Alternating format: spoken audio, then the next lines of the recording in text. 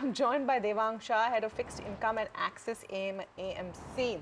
Devang, great to have you on the show, and thank you so much for joining us. I think the key question that everyone has is this gold rush just at its peak? More to go? Yeah, I think you summed it quite well. I think probably gold has come out to be a clear winner last year, and somewhere down the line, 1 year returns for gold has been upwards of 35%, if I'm not mistaken. So yes, completely on glued on. Yes, gold has done phenomenally well.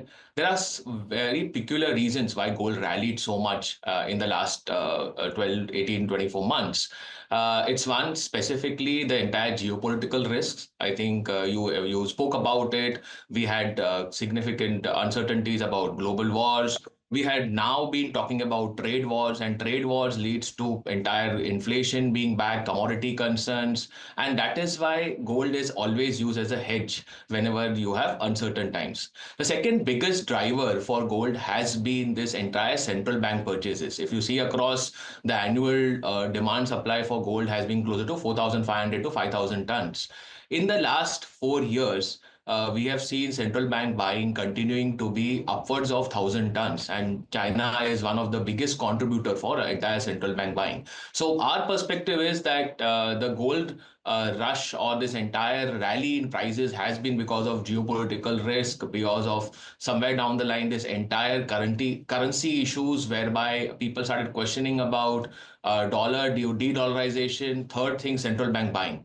I think incrementally from here on, gold prices should see some bit of, I would say, muted returns in the near term. Medium term, it continues to be a good asset allocation, and we continue to advise clients to hold on because there has been a significant run up in prices.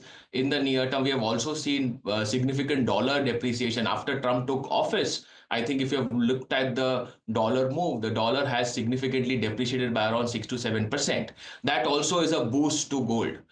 We believe somewhere down the line, gold prices should see some bit of stability out here and probably near-term muted returns on the factor that we might see some bit of dollar strengthening. A large part of uncertainty on tariffs, which people we were thinking that there will be a lot of tariffs and then currency wars. I think the US president, specifically Trump, is going slow on tariff implementation. That means we should see some break to the rally. So, hi, Alex here. What is the view then at this point? So, at what point would you say investors should consider taking money off the table? Because a lot of investors invested in ETFs. Neeraj had an interesting data point yesterday that the incremental flows are not as significant into gold ETFs as one would have thought, considering that this asset class has been incredible. But at what point do you say people should take money off the table, book profits? See, Alex, there is nowhere a clear time where we can probably put across, because as we always have mentioned, gold, if you look across at various time frames, pick up from 1970, 1960, 1950, 1970 band, gold did a very, very phenomenal, gave a phenomenal return. Then 1970 to 1990, 20 years, gold didn't do anything well.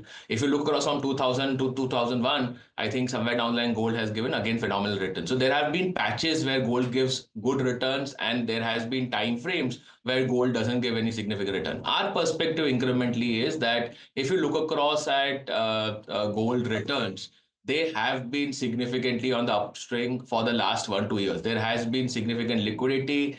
There has been inflation concerns. There has been this entire space on de-dollarization and central bank buying. All of these led to a significant uptick in gold prices. We believe that near term, if you ask me, I think there are other asset classes which might give you similar returns. We have seen some, I would say, sell-off in equities. We believe that fixed income markets at this point of time are very, very attractive because you have the entire liquidity measures being introduced by RBI. You'll have rate cuts. So our perspective is that probably near-term gold might see some muted return. On a medium term, you can still have an asset allocation to gold. Fantastic. All right.